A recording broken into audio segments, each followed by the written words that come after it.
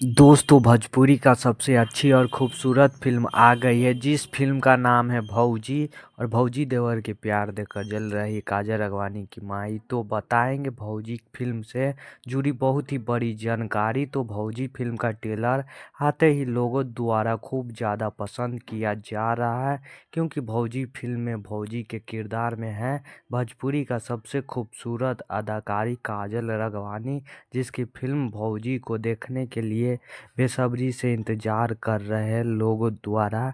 तो दोस्तों यह फ़िल्म अभी नहीं आने वाला है, 1 महीना के भीतर में आ जाएंगे। तो इस फ़िल्म को आप लोग देखिएगा और खूब ज़्यादा प्यार दीजिएगा। भोजपुरी का सबसे बेहतरीन मूवी है भौजी। इस फ़िल्म को देखने के लिए लोगों द्वारा बेसब्री से इंतज़ार किया जा रहा है कि यह फ़िल्म कब आने वाला है। तो दोस्तों यह फ़िल्म बहुत जल्द आने वाला है। इस फ़िल्म को देखिएगा, ढेर सारा प्यार दीजिएगा और यह मूवी बहुत जल्द आने वाला है। आप लोग देखिएगा और खूब ज़्यादा प्यार दीजिएगा। तो आज के इस वीडियो में इतना ही, मिलते हैं नेक्स्ट वीडियो में।